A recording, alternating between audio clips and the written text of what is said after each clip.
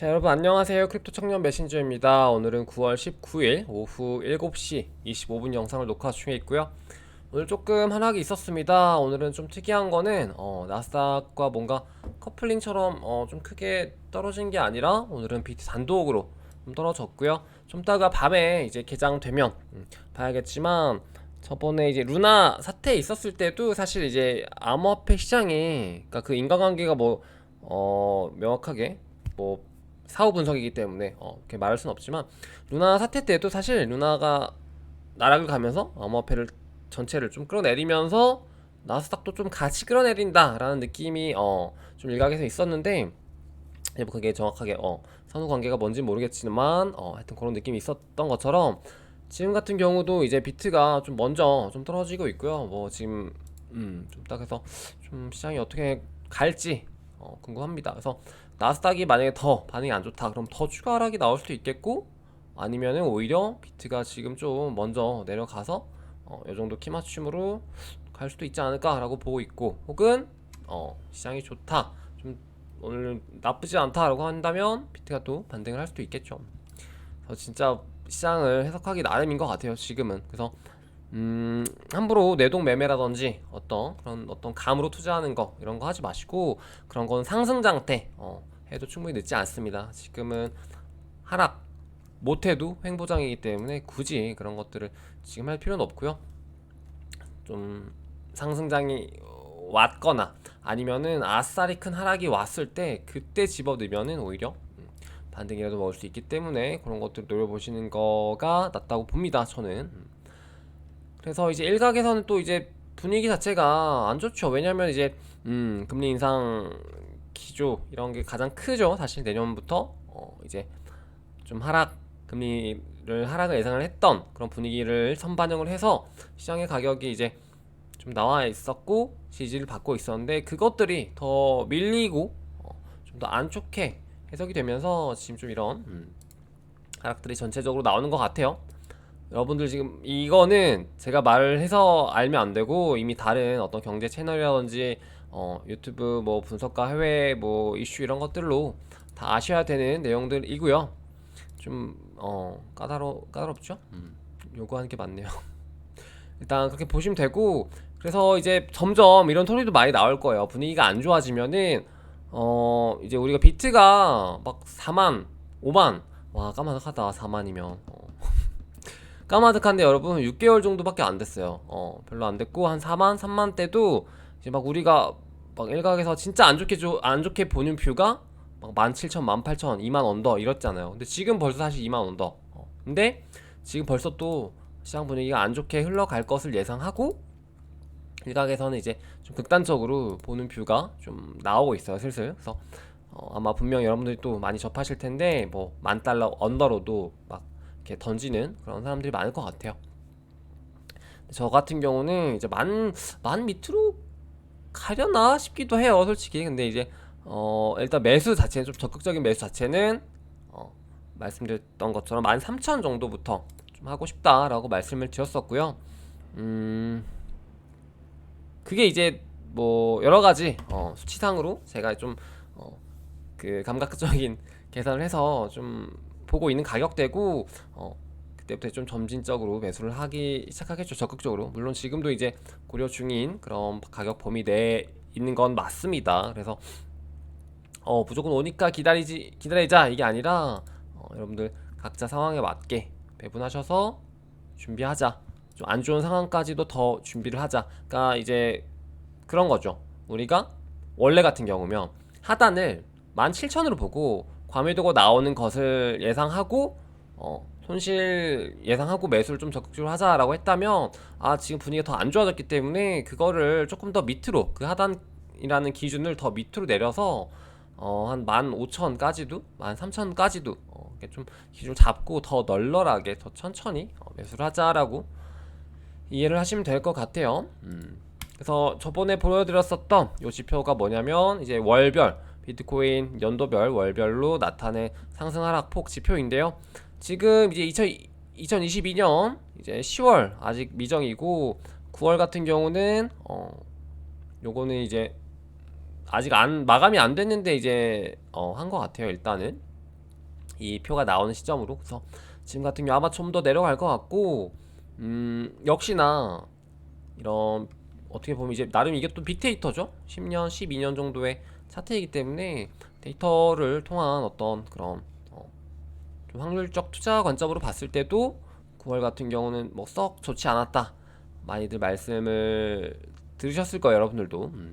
지금 이렇게 보고 있고, 이게 지금 전에도 한번 말씀드렸지만 이제 17년과 18년과 좀 비교를 많이 해보면 좋을 것 같아요. 왜냐면은 17년에 그때 저번 사이클이라는 그 개념으로 봤을 때 뭐 4월부터 상승 25%, 72%, 막 7%, 15%, 63%, 5달 내리 미친 듯한 상승이 있었고, 한 번 9월 하락이 있었고 48%, 63%, 그리고 이때 12월 5일인가? 그때 잠깐 하락이 있었고요. 다시 반등해가지고 42%를 찍어버립니다. 그래서 진짜 거의 내리 1년 보시면은 17년만 보세요. 1년만 보시면은 2달 빼고 심지어 마이너스 9%, 마이너스 8%를 제외하고는, 이거 9월은 아마 그거다.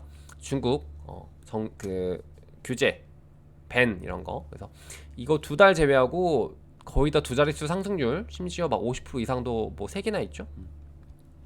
이렇게 상승을 했었을 때입니다. 그래서 이게 20년 코로나 이후죠. 그래서 거의 이제 5월 6월, 7월부터 해가지고 좀 상승이 있었어요. 그래서 보시면은 23%, 28%, 42%, 48%, 그 다음 내년까지 해서 21년 초까지 해서 13%, 36, 30%.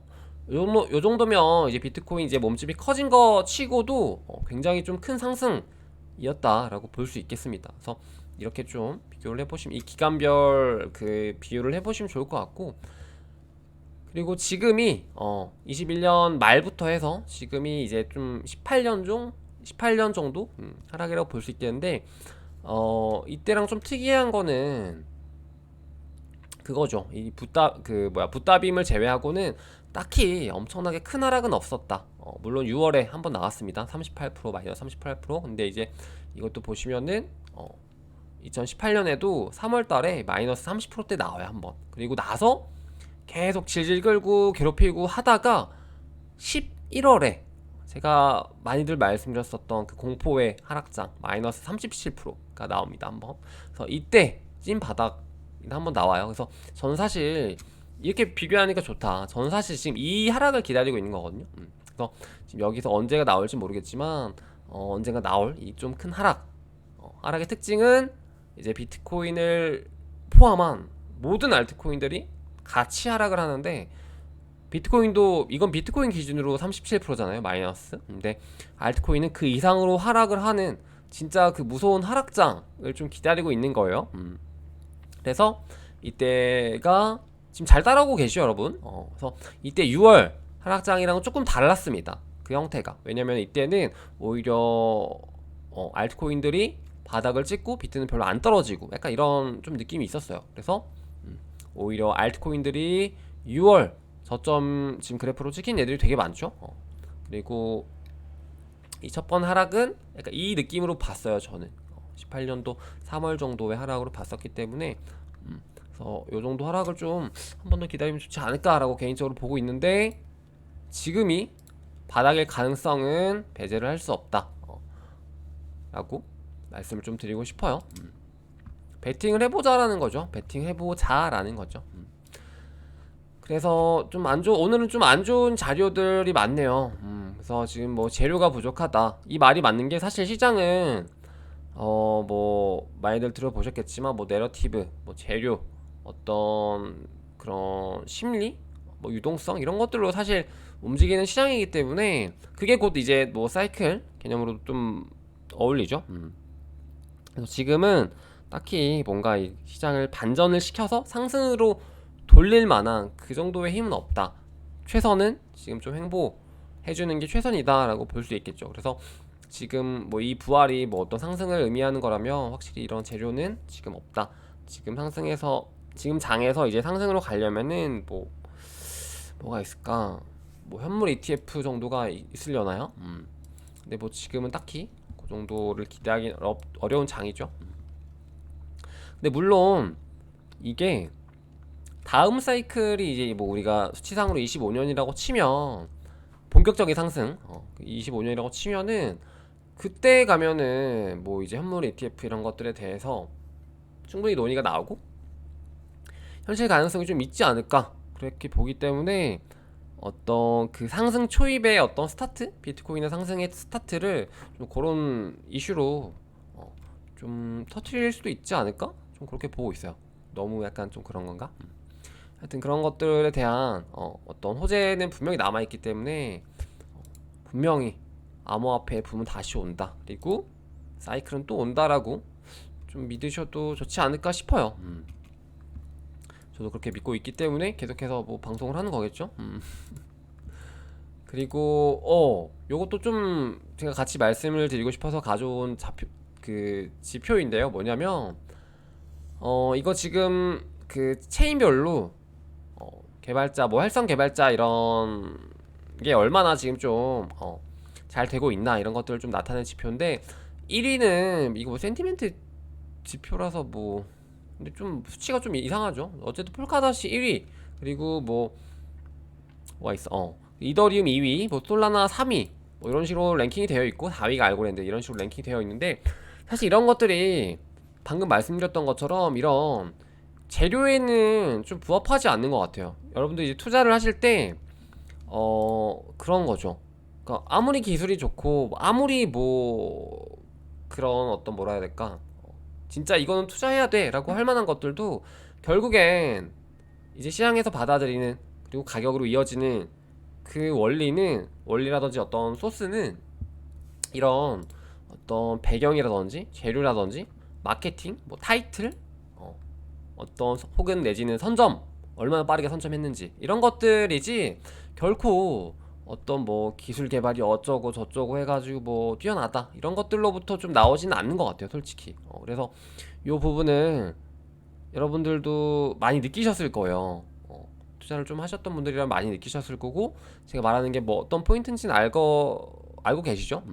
그래서 좀 이거를 계속해서 알고 가시면 좋을 것 같아요. 왜냐면은 폴카도도 사실 이렇게 뭐 해봤자 가격이 지금 어떠냐면요 아마 거의 전저점일걸요 폴카닷이. 폴카닷 보시면요 지금 거의 전저점 이게 6월 7월 전저점이고 지금 다시 6.25 조금만 떨어지면은 바로 깨집니다. 요 정도 수준이고 오히려 이더리움은 뭐 최근에 뭐 머지 이벤트라든지 아니면 이더리움 애초에 뭐 스마트 컨트랙트 1세대 플랫폼 코인으로서 입지가 있기 때문에 이런 거에 의미가 없죠. 그리고 솔라나 같은 경우도 약간 재작년에 이제 샘 뱅크먼을 주축으로 해서 뭐 4세대 굉장히 빠른 이런 마케팅 타이틀을 걸어서 굉장히 많이 핫했던 코인이고 알고랜드도 오히려 그런 개념지랑 별개로 오히려 가격은 되게 바닥을 기는 그런 느낌이 있고요. 그래서 트론 같은 경우도 한때 저스틴 선이 굉장히 잘했죠. 아가리 선 해가지고 유명했기 때문에 나름 가격을 잘 올렸었고 팬텀 같은 경우도 마찬가지야. 안드레가 한참 이렇게 실링해주고 키워주고 막 이렇게 집중이 될 때는 가격이 굉장히 많이 잘 나왔었다가 지금은 이제 그런 것들이 빠지면서 좀 많이 나락을 가고 있는 좀 그런 느낌이죠. 그리고 최근에 루나 같은 경우도 뭐 마찬가지인데 이제 이미 망하고 나서지만 도건이 뭐 잡혀갔다 이런 이슈 하나에 반응한 시장이기 때문에 사실 그래서 좀 이런 것들이 아직은 더 뭔가 이제 그렇다 더 비중이 높다 라고 볼 수 있겠죠. 그래서 여러분들이 나중이 아니라 이제부터 뭐 다음 사이클이라든지 앞으로 나올 코인들 이런 것들이 뭐 기술 개발이 어쩌고 뭐 이런 것들을 좀 보는 것도 좋지만 그런 포인트보다는 어떤 시장에서의 어떤 타이틀이 어떻게 얻어질까 그런 것들을 투자자들이 얼마나 공감하고 따라올 수 있는 어떤 그런 마케팅이 좀 뒷받침되어 있는가 이런 것들을 보시면 더 좋을 것 같다 그렇게 보고 있어요. 그래서 이번에 나올 앱토스라든지 수이라든지 이런 플랫폼 코인들이 저는 조금 기대가 되는 이유가 그런 것들입니다. 물론 기술적으로도 굉장히 뭐 괜찮겠죠. 그리고 요거 얘기 나눠볼 건데 요것도 좀 뭐 비슷한 얘기입니다. 그래서 이더리움 최근에 머지가 뭐 성공적으로 진행이 됐었고 뭐 포크가 됐었죠. 그래서 또 웃긴 게 두 개로 됐죠. 이더리움 뭐 이더 W랑 ETF라는 이제 이더 그 페어죠. 그걸로 돼가지고 되게 웃겨요. 그래가지고 분신이 두 개가 나왔는데 가격은 뭐 사실 뭐 나락을 가고 있고, 물론 이제 뭐 공짜긴 하지만 의미가 없다라고 생각이 되는 게, 사실 이런 하드포크, 그러니까 이더리움이 하드포크해서 지금 잘 들어보세요 여러분. 본인이 어떤지 한번 생각을 해보세요. 본인이 어떤 개념으로 이더리움 이 하드포크를 생각을 했냐면은, 아마 비트코인과 비트코인 캐시를 생각을 했을 확률이 굉장히 저는 높다고 봐요. 왜냐면 많은 이제 뭐 분석가들도 좀 그거에 매칭을 시켜가지고 비유도 많이 했고요. 그래서 어떻게 될 것이다 이런 흐름까지도 좀 그렇게 보실 것 같은데, 저는 이제 비트코인 캐시랑은 조금 입장이 다른 것 같아요. 왜냐면은 이더리움 이런 W라든지 뭐 ETF 이런 거 같은 경우는 비트코인 캐시보다는 굳이 따지자면은 비트코인 골드라든지 비트코인 다이아 이런 포지션이죠 사실. 왜냐면은 비트코인 캐시 같은 경우는 이제 그 당시에 우지안 쪽 POS POW 그쪽 파워가 해시 파워가 너무 강했기 때문에 이제 그쪽에서 이제 좀 힘으로 돈으로 몰아붙인 좀, 그리고 뭐 타이틀을 굉장히 참 잘 짠 그런 느낌이었고, 심지어 불장까지 엎어주면서 굉장히 좀 잘 됐던 케이스고, 뭐 지금 이제 보시면 아시겠지만 시간이 흘러서 가치평가는 전혀 받을 수 없는 그런 짭퉁, 그런 그냥 진짜 코드인 것처럼 이런 애들도 좀 비슷하다라고 보고 있고요. 그리고 심지어 비트코인 골드 같은 경우는, 비트코인 골드 지금 바이낸스에 있나요?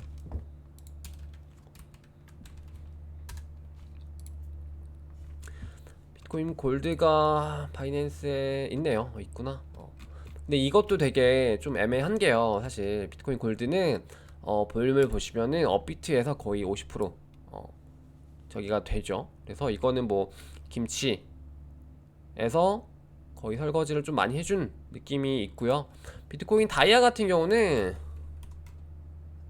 비트코인 다이아였나? BCD 비트코인 다이아 같은 경우는 오히려 상장도 제대로 안 되어 있고 바이낸스에도 없고 좀 요런 아류작 같은 느낌입니다. 비트코인 다이아 같은 경우도 근데 한때 뭐 1대 7이었나요? 1대 10으로 에어드랍을 해줬었나? 맞나요? 1대 1이었나? 하여튼 해주고 개당 뭐 7만원인가요? 맞는 것 같은데? 맞나? 봅시다. 한때 핫했을 때는 네 그쵸, 거의 70불이니까 7만원, 60불, 70불 그 정도까지 갔었던 코인이지만, 지금 이렇게 그냥 뭐 짭퉁 코드로 어디서 떠돌고 있는 그런 느낌의 코인입니다. 그래서 이런 것처럼 지금 이렇게 좀 아류작 같은 경우는 이제는 조금 눈을 굳이 두지 않아도 될 만한 그런 포지션에 있지 않나라고 보고 있고, 그리고 이제 뭐 요것도 말씀을 드리자면은, 예전에 작년 11월인가? 21년 한 10월, 11월쯤에 오미세구 에어드랍 했던 거 기억나시나요, 여러분? 그때 했던 게 이제 보바 네트워크죠. 보바 같은 경우도 이제 업비트라든지 바이낸스에서도 다 에어드랍 해줬었어요. 근데 상장을 안 해줍니다. 이런 얘들 보통 상장을 안 해주고, 특히 업비트 같은 경우는 이제 그런 에어드랍이라든지 이런 거에 좀 굉장히 민감한 그런 이제 좀 국가 정책 이런 것들에 껴있기 때문에 오히려 상장을 전혀 안 해줘요. 그래서 아까 비트코인 골드 같이 오히려 설거지라도 해주는 그런 상승장을 먹기에도 애매하고 이게 좀 애매하다라는 거죠. 그래서 보바 같은 경우도 보시면은 바이낸스에 없지 않나요, 보바? 보시면은 없죠. 업비트에도 없고 바이낸스에도 상장이 되어 있지 않은 좀 그런 느낌? 바이낸스는 조금 의외긴 한데 없습니다. 하여튼 그래서 코인베이스에는 있지만 바이낸스는 없다. 그래서 좀 요런 느낌도 잘 가져가시면 좋을 것 같아요. 루나 클래식 같은 경우도 상장을 전혀 안 해주잖아요. 에어드랍만 그 저거 저걸로 받을 수 있고. 그래서 그런 것들 잘 보시면서 이제 저런 포크류에 좀 이렇게 도박을 하기보다는 진짜 공부하셔서 가치 투자 좀 저점 왔을 때 좀씩 매수해보고 그런 코인들 이 다음 사이클에서 굉장히 먹여줄 확률이 높다 라고 좀 말씀을 드리고 싶어요. 물론 이런 애들도 뭐 어떤 이슈가 있거나 뭐 누가 쉴링을 해준다든지 해주면은 뭐 반등은 올 수 있겠지만은 장기적으로는 비트코인 골드라든지 비트코인 다이아와 같은 포지션으로 흘러갈 것이지 전혀 비트코인 캐시 같은 어떤 그런 포지션으로 흘러갈 확률은 좀 많이 낮지 않나 그렇게 보고 있어요. 그래서 여러분들이 만약에 비트코인 캐시와 같은 그런 흐름을 예상을 했다면은 그거는 조금 아닐 수도 있지 않을까 라고 좀 제가 말씀을 드리고 있는 겁니다. 지금 김프 같은 경우는 2%대 아까 2.5%한 3% 언저리까지도 갔었던 것 같은데 지금 비트가 좀 떨어지면서 오히려 김프가 좀 껴있죠. 그리고 지금 이 자리가 좀 많이 중요해요. 왜냐면은 뭘로 봐야 될까? 여기 보시면은 이때 이 구간이랑 딱 맞먹죠. 17년 고점에 이제 그 저항선 그리고 지지선과 딱 겹치기 때문에 이 구간이 좀 많이 중요합니다. 그래서 이 구간이 만약에 뚫린다고 하면은 조금 위험할 수 있습니다. 그래서 저번 같은 경우는 이제 이거는 이제 뭐라 해야 될까 과매도가 좀 많이 나온 거죠. 그래서 대략 한 18,000에서 한 19,000 사이 그 정도가 이 고점이라고 보시면 될 것 같은데 이렇게 17,600 이런 어떤 과매도를 제외하고는 이 구간을 좀 강하게 지켜줘야 지금 구간에서 최소 유지는 할 수 있지 않을까라고 보고 있습니다. 그리고 이게 보통 이런 식으로 좀 과매도가 많이 나와요. 왜냐면은 여기가 지금 그 이 차트상으로 타겟이 한 18,000, 19,000이라고 하면은 한 플러스 마이너스 10% 정도 과매수, 과매도 라인에서 이렇게 나오기 때문에 그런 것들을 생각하시고 여러분들 거미줄 치실 때 이런 것 좀 생각하시고 걸어두시면 좋고요. 그리고 또 하나 팁 같은 게 있으면은 거미줄 갑자기 거미줄 얘기 왜 하는지 모르겠는데 만약에 2만을 내가 예를 들어서 2만 저점으로 보고 있다 그러면은 2만에 걸어두시는 게 아니라 뭐 예를 들어서 2만 뭐 10달러라든지 뭐 2만 100달러라든지 이런 식으로 조금 어긋나게 걸어두시면 좋아요. 그래서 그거는 팔 때도 마찬가지 팔 때 2만이 아니라 뭐 19,990이라든지 이런 식으로 걸어두시면은 약간 딱 걸린 딱 컷되는 그런 포인트보다 뭔가 아슬아슬하게 걸렸을 때 오히려 좀 수월하게 할 수 있다 그런 거 좀 말씀을 갑자기 좀 드리게 됐네요. 이 정도로 마무리하고 방송 마무리해 보도록 할게요. 그럼 여러분 안녕.